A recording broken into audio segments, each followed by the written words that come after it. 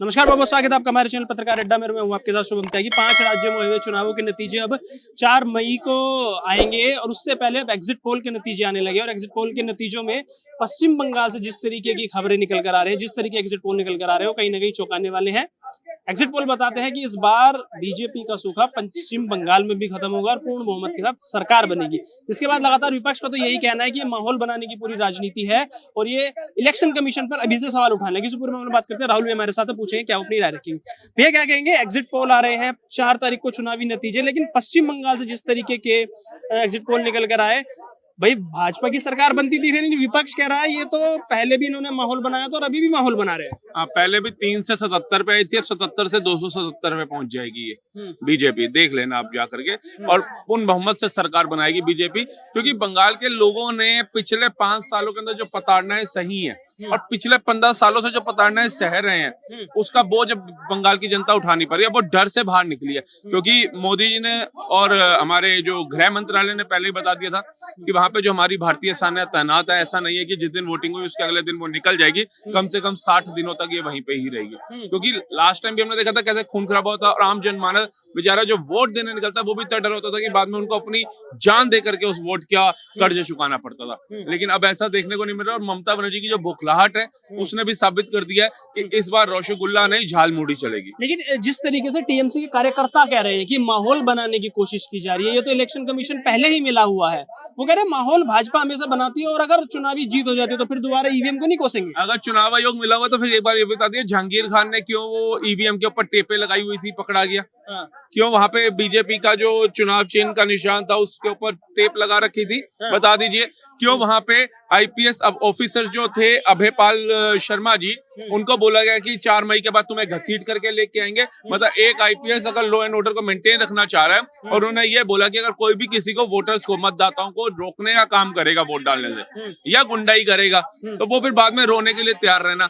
उसका खामियाजा ये है कि आप एक ऑन ड्यूटी ऑफिसर आईपीएस को, इतनी बड़ी रैंक के अफसर को आप कह रहे हैं कि 4 मई के बाद हम आपको घसीट के लाएंगे। बात और इसमें यही नहीं कि सिर्फ बंगाल के टीएमसी के सरकार ने बोला, अखिलेश यादव भी बोल रहे कि सरकार बदलने के बाद ऐसे लोगों को चिन्हित किया जाएगा, ऐसी जो भाषा है वो बर्दाश्त नहीं की जाएगी संविधान में। काश इसका 0.1% ना बीजेपी वाले भी बोलना सीख जाए। क्योंकि ये अखिलेश यादव वही है, लड़कों से गलती हो जाती है, कार सेवकों के हत्या करने वाले ये लोग, और उसके बाद आतंकवादियों को कोर्ट से छुड़वाने वाले लोग की कोर्ट को बोलना पड़ गया था कि तुम बताओगे आतंकवादी कौन है और कौन नहीं, और आतंकवादी को छोड़ना चाहिए या नहीं छोड़ना चाहिए, तुम्हारे कहने से कोर्ट चलेगी। ये तक कि इनको बोलना पड़ गया था, कोर्ट को टिप्पणी करना पड़ गया था। तो ये लोग कहाँ चला पाएंगे राज्य को? 1947 से 2017 तक इन्होंने राज किया, कांग्रेसियों ने, विपक्षियों ने। 3.5 लाख करोड़ से ऊपर का बजट नहीं, मात्र 10 सालों के अंदर योगी आदित्यनाथ ने 8.5 करोड़ पहुंचा दिया। 13 लाख करोड़ की जीडीपी, 30 लाख करोड़ की जीडीपी पहुंच गई। 1,48,000 करोड़ का एमओयू साइन हो गया। गुंडे बदमाश कह रहे हैं हमें यूपी की जेल में मत भेजना, चाहे पंजाब भेज दो चाहे गुजरात भेज दो। लेकिन ये बताइए 10 जगहों पर अलग अलग कल मतदान भी होना है। तो आपने ईवीएम की भी बात की कि ईवीएम के साथ कैसे छेड़छाड़ की गई। वो तो अभी भी आरोप लगा रहे हैं कि इलेक्शन कमीशन मिला हुआ है, ज्ञानेश कुमार मिला हुआ है, हमारे वोट बैंक हमने पहले ही काट दिया सारे एसआईआर के माध्यम से। तो ये जो माहौल बन रहा है कहीं ना कहीं उनकी बौखलाहट को पहले ही दिखा दे रहा है। इनको कैसे पता इनका वोट बैंक कट गया? मेरे को जिसको वोट देना है तो मैं जानता हूँ ना, ये कौन जान सकता है मेरे अलावा? तो टीएमसी को कैसे पता चल गया कि जो 90 लाख वोट कटे वो उनका वोट बैंक था? कौन थे वो? इनके रिश्तेदार थे, घर के मेंबर थे, बताएं। तो मतलब डरा रखा था, घुसपैठियों को बसा रखा था, वो घुसपैठिए थे इनके वोट बैंक। कोई घुसपैठियों के ही तो नाम कटे हैं, जो भारत का आम नागरिक है उसके नाम थोड़ी ना कटे। तो जनता जाग गई बंगाल की भी, बहुत अच्छा लगा। 92.63% वोटिंग जो वहां पे हुई है दोनों चरणों के चुनाव के अंदर। सैल्यूट है कि उन्होंने बता दिया मतदाता की ताकत क्या होती है, मतदान की ताकत क्या होती है, और वो घर से निकले और उन्होंने अपनी ताकत दिखाई। ऐसे ही समझ भारतवासियों को निकलना चाहिए। क्या भारत में दिल्ली में इलेक्शन होगा, बिहार में होगा, 53% हुई, 60%, पूरी 100% होनी चाहिए। हर एक भारत के नागरिक को अपने वोट की ताकत पता होनी चाहिए इस देश के अंदर। तभी तो ये घुसपैठी आके राज करते हैं, भारत के टुकड़े हो जाते हैं। फिर ये कहते हैं जी हमारे को पलायन करना पड़ गया, हमारे घरों में ये घुसे। क्यों? क्योंकि तुम घूमने चले जाते हो मनाली, तुम घूमने चले जाते हो शिमला, तुम घूमने चले जाते हो फलाने हिल स्टेशन के ऊपर, पर वो गर्मी चाहे 60 डिग्री हो, चाहे 55 डिग्री हो, चाहे 50 डिग्री हो, वो उसमें भी वोट डालने जाते हैं। लेकिन ये बताइए, जैसे कम्युनल वायलेंस की हमेशा बात होती है, इस बार भाजपा ने एक बड़ी अपनी जीत, गृह मंत्रालय ने बोला है कि इस बार एक भी मृत्यु नहीं हुई है, एक भी व्यक्ति नहीं मारा गया है। तो इस बयान को कैसे देख रहे हैं? क्या ये ऐसे बयान जनता के मतलब भाजपा के फेवर में गए होंगे चुनाव से पहले? बिल्कुल जाएंगे, क्योंकि देखिए धन तो कमा लेंगे, आज कम कल ज्यादा, कल ज्यादा आज कम, लेकिन सुरक्षा तो जरूरी है। जब बंदा सुरक्षित ही नहीं है तो धन का क्या करेगा, आप बताइए। धन तो लूट के ले जाएंगे सामने से। कश्मीर इसका सामने से जीता जाता उदाहरण की रातों रात खाली करा दिया। अब उनके सेब के बगान, केसर के बगान हो, अखरोट के बगान हो, किनका कब्जा है? उन्हीं का कब्जा जिन्होंने रातों रात उनको भगाने का काम किया। लेकिन किसी ने आके बोला नहीं भाई आओ जी, हम तो भाईचारे वाले हैं, हमारा को नेताओं का नहीं सुनना, हमें राजनीति में नहीं पढ़ना। लेकिन किसी ने उनका वापसी किया? नहीं किया। मुर्शिदाबाद से भी भगाया गया, किसी ने वापसी किया? नहीं किया, भाग गए ना वो वहां से। ऐसे ही पूरे भारत के राज्य दर राज्य खाली हो जाते हैं। क्यों हो जाते हैं? क्योंकि हिंदू को जब वोट देने का समय आता है तब उसको कुल्लू मनाली याद आ रहा होता है, तब उसको हिल स्टेशन याद आ रहे होते हैं, और बाद में वो रोता है। हिल तो वहीं खड़ी रह जाती है और इनका घर हिल जाता है उस समय है। आज 4 घंटे तुम बैठ गई वहां पे, क्या कहते हैं, जहाँ पे वो ईवीएम वगैरह रखे हुए हैं, तुम वहां क्यों नहीं गई संदेश खाली बैठने के लिए? 4 मिनट ही चली जाती। तो कुर्सी की बात है, वो कुर्सी ना चली जाए हाथ से तो कुर्सी ज्यादा इंपॉर्टेंट है। यही चीज बंगाल की जनता समझ चुकी है। तुम्हें कुर्सी पर ही है ना, अब तुम सारी जिंदगी घर में लकड़ी की कुर्सी पे बैठोगी, लेकिन सत्ता की कुर्सी पे नहीं बैठोगी सारी जिंदगी। हम ही जीतेंगे, खेला हो बे ना, ये तो सिर्फ माहौल बना रहे हैं। खेला हो तो फिर घर बैठो ना, फिर वहां कहाँ बैठ गई जाकर के ईवीएम देखने के लिए? घपला हो रहा है। ईवीएम घपला करने के तो चुनाव आयोग ने बुलाया था, क्यों नहीं गए? फिर चेक कराया था, घपला हो रहा है, काहे नहीं गई? ये वकील भी बन जाते हैं आकर के दिल्ली के अंदर चप्पल पहन करके, लेकिन जब बहन बेटियों के साथ शोषण होता है तब ये वकील नहीं बनते। तब इनको नहीं लगता कि भाई वो हिंदुओं का पलायन हो गया, हिंदुओं की हत्या हो गई, मैं वकील बनके इनका मुकदमा लड़ लूं, मुख्यमंत्री हूँ, सारी पावर है पूर्ण राज्य की, उनको बचा लूं। तब नहीं होता इनको सिर्फ कुर्सी बचानी है, और यही बचाने वाली जो इनकी उम्मीद है, इस पर पानी फेरने का काम 4 मई को पूरे भारत को पता चल जाएगा, बंगाल की जनता ने कर दिया। भैया क्या कहेंगे, ये 4 तारीख को चुनावी नतीजे आ रहे हैं, हॉट स्टेट बना हुआ है पश्चिम बंगाल, एग्जिट पोल दिखा रहे हैं कि इस बार पश्चिम बंगाल में भी कमल खिलने वाला है, और एग्जिट पोल के आते विपक्ष बौखला गया है, कह रहे हैं सिर्फ माहौल बना रहे हैं जैसा 2024 में बनाया। तो कैसे देख रहे हैं एग्जिट पोल? देखो, ममता की चूल्हे हिल चुकी है, और बांग्लादेशी जो प्रोपेगेंडा चला रही थी मुमताज बानो, और जो हकीम करके इनका जो मेयर है कोलकाता का, वो जो कह रहा था कि वहां पे अब आधी से ज्यादा आबादी उर्दू बोलने लगेगी, वहां का इस्लामीकरण कर देंगे, सबको दीन की दावत देंगे। अब इस्लामीकरण जो है ना वो रुकने वाला है। ममता बानो खुद वोटिंग होने के बाद जो ईवीएम जहाँ रखी जाती है उनके रूम्स में घुसती पाई गई है, उनके खिलाफ कंप्लेनें भी दी है भाजपा कार्यकर्ताओं ने।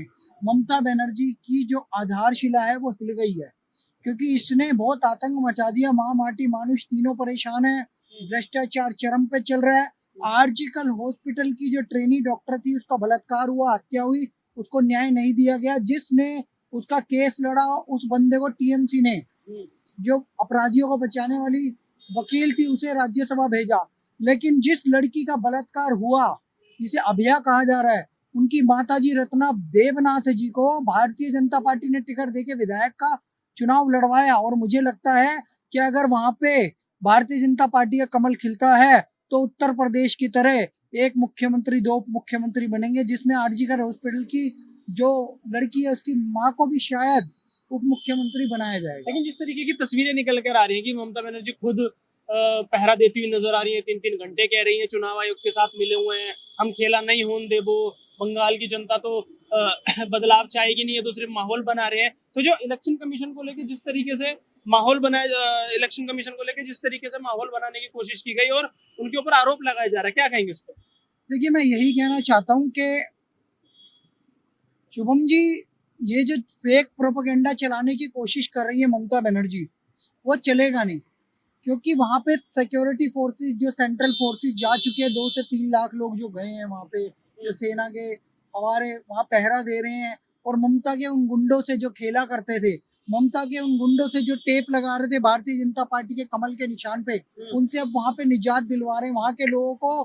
आपको पता है 93% हाईएस्ट वो कहते हैं वोटिंग हुई है। अब ममता बनर्जी को इस बात का भय है कहीं कमल ना खिल जाए, तो इसलिए वो वहां पे मैनिपुलेटिंग करने, जो कहते हैं चुनाव की चोरी, वो कहते हैं कि इलेक्शन का जो जो प्रभावित करने का दुष्प्रभावित करने का जो इसका प्रयास है उसकी वो कोशिश कर रही है। मैं यही कहना चाहता हूँ, इस बार योगी जी ने पूरी मेहनत करी है कि हिंदू बटेगा नहीं, हिंदू डिवाइड नहीं होगा। संदेश खाली का संदेश पूरी दुनिया के पास गया है। महिलाओं के बलात्कार, वो 10 लाख का जो एक रेट इन्होंने तय कर दिया था, किसी महिला का बलात्कार कर लो मुल्लाओं तुम्हें 10 लाख रुपया दे दिया जाएगा। वहां की महिलाएं खुद अपनी दास्तान सुना रही है। शादीशुदा लड़कियों का रेट चलता था, कुंवारी लड़कियों का टीएमसी के ऑफिस में रेट चलता था, इनके बलात्कार का इतना, इतने, इनके बलात्कार का इतना। वहां पे समझ लो दीन की दावत के साथ साथ माले गनीमत समझ लिया गया था। अभी से ही इनसे एक्सटोर्शन लिया जाता है। वहां पे जो जजिया कर वसूला जाता है वहाँ हिंदुओं का। ममता बनर्जी नहीं है, मैं फिर कह रहा हूँ, मुमताज बानो है। वहाँ शरिया लॉ भी लागू कर रखा है। 4 शादी 40 बच्चे का प्रोपेगेंडा चल रहा है। आबादी बढ़ाने की साजिश चल रही है। मुसलमानों को हर प्रकार का फंड और फैसिलिटीज दी जा रही है। और वहां पे खुलेआम ममता बानो ने कहा है खेलबा होबे। अभी 2 सेकंड भी नहीं लगते, 1 सेकंड में तुम्हारी कम्युनिटी को समाप्त कर दिया जाएगा। इसका प्रधानमंत्री मोदी ने कोलकाता की अपनी रैली में भी जिक्र किया। तो ऐसे बंगाल को बचाने के लिए वहां का बंगाली मानुस, वहां का हिंदू, वहां का भद्रलोक अब एक होके कमल को वोट दे रहा है। जो आप देख रहे हैं टीवी में चलते हुए एग्जिट पोल, वो सारे सच साबित होंगे। इस बार भाजपा को 167 या 170 सीटें आने वाली है, ये हमारे भी एक पंडित जी ने बोला है। ठीक है भैया, आप क्या कहेंगे जिस तरीके से एग्जिट पोल आ रहे हैं और जिस तरीके से विपक्ष कह रहा है कि ये माहौल बनाने की सिर्फ और सिर्फ कोशिश है, और अगर ये चुनावी नतीजों में तब्दील हो जाते हैं तो क्या फिर ईवीएम और इलेक्शन कमीशन का दोबारा सवाल नहीं उठेगा? ये सवाल क्यों उठेगा? बीजेपी तो जीतनी है ही इस बार, क्योंकि देखिए जैसे हैवी बारिश में 29 तारीख की रात को बीजेपी कार्यकर्ता ईवीएम मशीन को प्रोटेक्ट करते हुए जाते हैं हैवी बारिश में, उसका समाचार क्या है? मतलब वो चाहते कि जीत हो। मतलब हर बार जो होता था 21 में क्या हुआ, 21 में ये होता था कि ईवीएम मशीनों पे बीजेपी का जो लोगो होता है ना, उस पे इत्र छिड़क दिया जाता है। फिर जो वोटर बाहर आते हैं ना, उनकी उंगलियों को सूंघा जाता है और पता लग जाता है अगर बीजेपी को वोट दिया है उन्होंने, तो अगर वो अच्छा खासा परिवार है उसका, तो उसकी मकान वगैरह तोड़वा देते हैं और मारा पीटा जाता है। और कोई छोटा इंसान है गाड़ी वगैरह चलाने वाला, उसको 5 साल के लिए कर दिया जाता है ब्लैक लिस्टेड। आप कुछ काम नहीं कर सकते हैं। बंगाल में इतना ज्यादा माफिया घुसा हुआ है, सिंडिकेट राज चल रहा है। आप 25% शेयर हर जगह देना है उसका, अभिषेक बनर्जी के नाम पे 25% का शेयर देना पड़ेगा। सिंडिकेट में 700 रुपए ट्रक चलता है, एक ट्रक से 700 रुपए वसूला जाता है, जिसमें बालू माफिया चलता है। और रात भर में कम से कम 1 लाख ट्रक चलता है। वो सारा अभिषेक बनर्जी की फंडिंग है, सारा पैसा उसके है। ऊपर से लॉटरी चलती है वहां पे, एक लकी लॉटरी करके, जिससे ये ब्लैक मनी को व्हाइट मनी में ट्रांसफर करते हैं। अपने नेताओं से खुलवाते हैं और उनको 1 करोड़ की लॉटरी लग जाती है, तो वो दिखा देते हैं कि हम पे ऐसे पैसा आ रहा है। एक हर तरीके से वहां पे जितना हो सके हर चीज में कालाबाजारी है। लेकिन जिस तरीके से आपने कहा कि भाजपा वाले ईवीएम की रक्षा करते नजर, प्रोटेक्ट करते नजर आ रहे हैं, ऐसे ही तो ममता बनर्जी भी कर रही है। और 3-3 घंटे बैठी हुई है, वो कह रही है कि ये इलेक्शन कमीशन तो पहले ही मिला हुआ है, और ज्यादा मिली भगत होगी तो और चुनावी नतीजों में बदलाव नजर आएगा। 21 में ममता बनर्जी व्हील चेयर पे घूम रही थी और माथे पे बैंडेज लगाते हुए। इस बार ईवीएम पे दिख रहा है हमें तो बैंडेज बीजेपी के लोगों पे। क्या वो प्रोटेक्ट कर रही है उसको? और प्रोटेक्ट कर रही है तो लोगों को पता कैसे नहीं लगा? लोग फोन कर रहे पुलिस वालों को या आर्मी बीएसएफ वालों को बुला रहे हैं कि अंदर घुसी हुई है। वो फिर हम कहती है मुझे कॉल आई थी कि यहाँ पे धांधली हो रही है, कुछ हो रहा है, तो मैं देखने चली आई। क्या उनका अधिकार नहीं था किसी को बोले आचार संहिता लागू? उनको क्या मतलब था अंदर जाने का? लेकिन उनका तो कहना है खेला नहीं हो बे। ममता की जो बंगाल की जनता है वो हिंदू मुसलमान की राजनीति स्वीकार नहीं करती। हम तो सबके बारे में सोचते हैं, तो हम सबके लिए बात करते हैं। तो वहाँ पे सबके हिसाब से सरकार चलने वाली टीएमसी की सरकार आएगी। देखिए सबके बारे में बात करते हैं खुले मन से, वही ममता बनर्जी कहती है 1 सेकंड लगेगा हमको 13 बनाने में, 13 बजाने में। हमें इसीलिए हिंदू सेफ है यहाँ पे, वरना एक खास कम्युनिटी के लोग तुम लोगों पे हावी पड़ जाएंगे। उसके बाद ममता बनर्जी बयान देती हैं कि 4 मई को सारे अपने घर के बर्तन लेके निकल जाना और घेर लेना ईवीएम वालों को। उसके बाद अभिषेक बनर्जी बयान देते हैं कि 4 तारीख की रात को तुमको देखेंगे अमित शाह जी को। धमकी देते हैं उनके कार्यकर्ता अर्जुन पाल सिंह, अजय पाल सिंह को धमकी देते हैं कि तुमको 4 मई के बाद देखेंगे, यूपी से खींच के लाया जाएगा। गुंडागर्दी कौन कर रहा है आप समझिए ना। आखिरी सवाल कर लेता हूँ, फिर क्या लग रहा है अगर ये एग्जिट पोल चुनावी नतीजों में बदले तो बंगाल में क्या क्या बदल जाएगा? बंगाल में सबसे पहले तो ममता बनर्जी रहेंगी नहीं। अभिषेक बनर्जी पे मैं सच बताता हूँ, जितने कोलकाता में बड़े बड़े होटल्स हैं, कम से कम 50 से 60 होटल तो उसके बड़े बड़े होटल्स, और हर होटल में, हर किसी वर्कशॉप में 25% का उसका शेयर है। एक एक रात में कई कई करोड़ों का काम चल रहा है। अगर मुझे लगता है शायद में भी ऐसा हो, अगर अभिषेक बनर्जी का सारा पैसा खोले तो वो अंबानी को भी क्रॉस कर जाएगा। इतना पैसा उसके पास कहीं ना। और अभिषेक बनर्जी है कौन? ममता बनर्जी का बेटा है। The untold Mamata Banerjee book में लिखा हुआ है। वो ममता बनर्जी कहती है, एक्सेप्ट नहीं करती है। दी अनटोल्ड ममता बनर्जी में लिखा हुआ है, किसी ने लिखा है बुक में कि अभिषेक बनर्जी उसका बेटा है। भतीजा कैसे प्रकट हो गया मुझे बताइए। जब ममता बनर्जी आती थी वो तो कह रही थी मेरा आगे से पीछे तक कोई नहीं है, एकदम नया भतीजा कहां से आ गया और सब कुछ उसके नाम पे क्यों छोड़ दिया? फिर कोई एक्सेप्ट कैसे कर लेगा? चलिए भैया, मैं आपसे ये सवाल रिपीट कर देता हूँ। अगर एग्जिट पोल के नतीजे चुनावी नतीजों में बदले तो बंगाल में क्या क्या बदलने वाला है? सबसे पहले शामत किसकी आएगी? देखो, सबसे पहले शामत आएगी बांग्लादेशी रोहिंग्याओं की, जिन्हें डिपोर्ट किया जाएगा, भगाया जाएगा बांग्लादेश। दूसरी शामत आएगी उन कटमुल्लों की जो वहां पे दादागिरी करते हैं, जो वहां पे पुलिस के ठिकानों को भी, पुलिस के जो थाने हैं उनको भी टीएमसी का ऑफिस बना के बैठे हैं। दिक्कत आएगी उन जिहादियों को जिन्होंने बॉर्डर में घुसपैठ करवा रखी है। 450 किलोमीटर का बॉर्डर एकदम से सील कर दिया जाएगा। वहां पे डिप्लॉय कर दिए जाएंगे भारतीय जवान और वहां की फेंसिंग शुरू करवा दी जाएगी। सबसे ज्यादा दिक्कत आएगी उन जिहादियों को और ममता बनर्जी को जो आज तक बांग्लादेशी प्रोपेगेंडा वहां चलाते आए थे। अब सबसे ज्यादा दिक्कत होने वाली है उन भ्रष्टाचारियों को जो आईपैक जैसे घोटाले कर रहे हैं, जिन्होंने कोयला घोटाले के थ्रू आईपैक में पैसा भेजा। उनको सबसे ज्यादा दिक्कत आने वाली है जिसने भर्तियां करी सरकारी और उसमें भी घोटाला निकाल दिया। दिक्कत अब इनको आने वाली है जो 7th पे कमीशन तक भी वहां लागू नहीं कर रहे, लेकिन पैसा ले रहे हैं और फर्जी पैसा। मैं बता दूं, वहां पे गवर्नमेंट एम्प्लॉय है, 20,000 गवर्नमेंट एम्प्लॉयज की सैलरी ममता बनर्जी गबन कर रही है। सबसे ज्यादा शामत अब इन घोटालेबाजों की आने वाली है जिन्होंने शारदा नारदा घोटाला किया है, जिन्होंने बंगाल को बर्बाद किया है, पिछड़ा कर दिया है। अब इनकी शामत आने वाली है। वहां पे जैसे ही कमल खिलेगा और योगी वाला राज वहां पे लागू हो जाएगा, वहां पे बुलडोजर कार्रवाई होगी। सबसे पहले हिंदुओं को संरक्षित और सुरक्षित किया जाएगा, समृद्ध किया जाएगा और इन जिहादियों को ठिकाने लगा के बांग्लादेश भेज दिया जाएगा।